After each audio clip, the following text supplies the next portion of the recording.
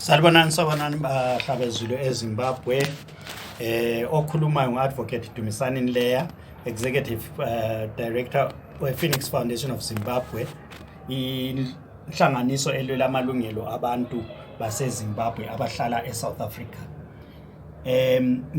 Ekuphawuleni kwami ngesummit yeSADC ezayo eZimbabwe lapho kuyahlaliswa khona ozibiza ngomongameli weZimbabwe uEmmerson Mnangagwa esikhundleni sokuthi abe nguchairman weSADC, okuyikuthi iSADC isisiza eZimbabwe izochewa eZimbabwe.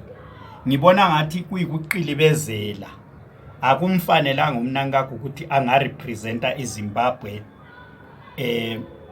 kuSADC ngoba iSADC yona i-department yayo ye-SEOM monitor ama-elections adlulayo yatsho ukuthi umnumzana uMnangagwa le bandla lakhe leZANU-PF baqilibezela kulolo khetho, badliwa kodwa bangena ngenkani ngendlovu yangena. So ngibona kungafanelanga ukuthi lo zibiza ngomongameli weZimbabwe uMnangagwa azithole esenguye ohleli esihlalweni kuthiwa umele eleZimbabwe. uMnangagwa asomongameli weZimbabwe, angeke amele iZimbabwe kuSADC. Ngiyabonga.